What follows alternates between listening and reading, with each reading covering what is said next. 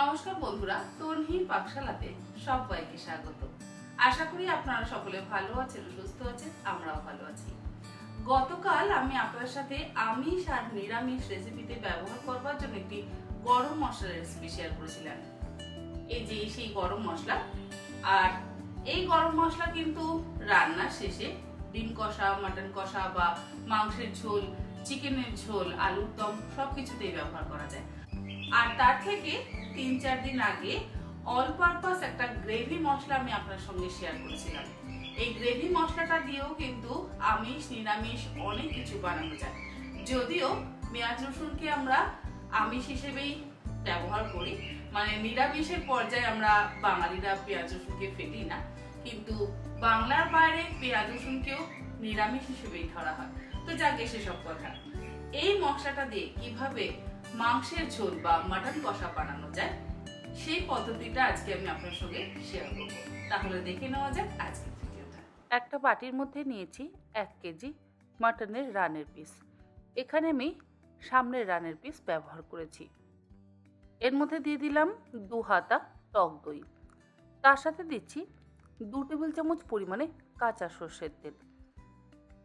1 চা চামচ পরিমাণে লবণ দিয়ে ভালো করে মেখে নেব। চাইলে আপনারা ম্যারিনেট করে রেখে দিতে পারেন, তবে আমি আর ম্যারিনেট করে রাখছি না।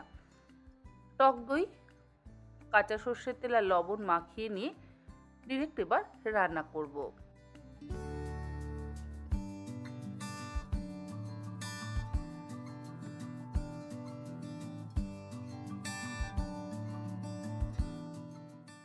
কড়াইতে দিচ্ছি 3 টেবিল চামচ পরিমাণে সর্ষের তেল। যেহেতু আমরা এখানে ইনস্ট্যান্ট কারি মশলা ব্যবহার করব, সেই জন্য খুব বেশি পরিমাণে তেল ব্যবহার করবার প্রয়োজন নেই।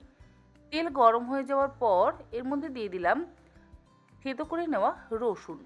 মোটামুটি 15 কোয়া রসুন আমি থেতো করে নিয়েছিলাম, আর সেটা প্রথমেই তেলের মধ্যে দিয়ে দিলাম। এতে খুব সুন্দর একটা গন্ধ হয়। মিনিট 2 সময় ধরে হাই ফ্লেমে রসুনটাকে ভেজে নেওয়ার পর এর মধ্যে দিয়ে দিচ্ছি স্লাইস করে কুচিয়ে নেওয়া পেঁয়াজ। 2টো বড় সাইজের পেঁয়াজ স্লাইস করে কুচিয়ে নিয়েছিলাম।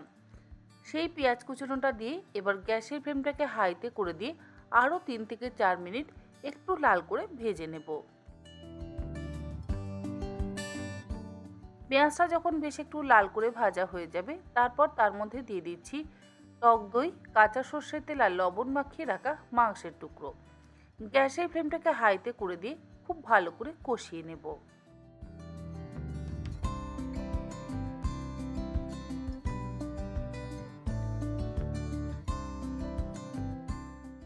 এর মধ্যে আর কোনো রকম হলুদ গুঁড়ো, ধনে গুঁড়ো, জিরে গুঁড়োর ব্যবহার করছি না।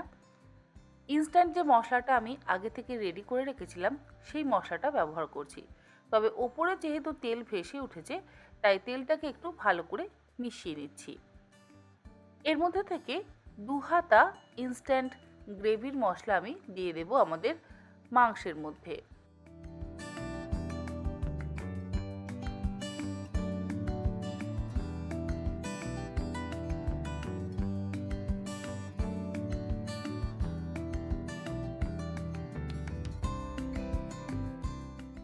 তারপরে সেটা দিয়ে একসাথে ভালো করে কষিয়ে নেব।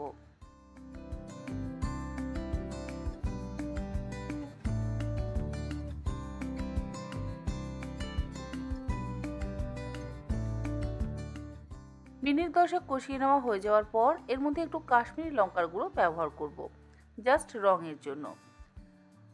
আমরা যে কারি মশলাটা বানিয়ে রেখেছিলাম তার মধ্যে তো সমস্ত কিছু মশলা আছে, কিন্তু সেই মশলাটা তো আর সম্পূর্ণ ব্যবহার করছি না, অল্পই ব্যবহার করলাম। সেই জন্য একটু রঙের জন্য কাশ্মীরি লঙ্কার গুঁড়ো ব্যবহার করলাম, আর 1/2 চা চামচ পরিমাণে দিয়ে দিচ্ছি গরম মশলার গুঁড়ো। গতকাল যে গরম মশলার গুঁড়োর রেসিপিটা আপনার সঙ্গে শেয়ার করেছি, সেই গরম মশলার গুঁড়োই এর মধ্যে ব্যবহার করলাম। এবার সব কিছু দিয়ে আবারও ভালো করে কষিয়ে নেব।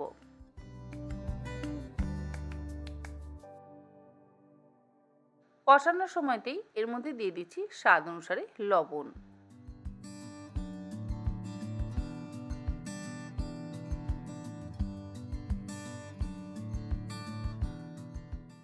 লবণ দিয়ে মিশিয়ে কষিয়ে নেওয়ার পর ঢাকা দিয়ে গ্যাসের ফ্লেমটাকে লো টু মিডিয়ামে করে নিয়ে আরও 2-3 মিনিট এইভাবে রেখে দেব। তারপরে আমরা প্রেসার কুক করব। আপনারা চাইলে প্রেসার কুক না করে ডিরেক্ট কড়াইতেও মাংসটা রান্না করতে পারেন, কিন্তু তাতে সময়টা অনেক বেশি লাগবে। সেই জন্য আমি 3টে সিটি লো ফ্লেমে দিয়ে প্রেসার কুক করে নেব। এতে মাংসটা চটজলদি সেদ্ধও হয়ে যাবে আর খেতেও অসম্ভব ভালো লাগে।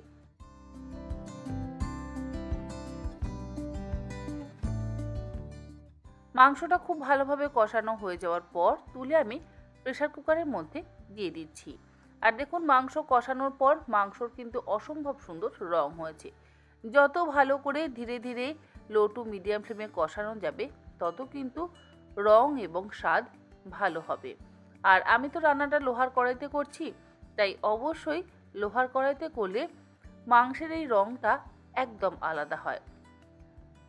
সমস্ত মাংস প্রেসার কুকারের মধ্যে দিয়ে দেওয়ার পর এর মধ্যে গরম জল ব্যবহার করব। কড়াইতে 1 কাপ পরিমাণে গরম জল দিয়ে জলটাকে ফুটিয়ে নিয়ে সেই জলটা প্রেসার কুকারের মধ্যে দিয়ে দিলাম।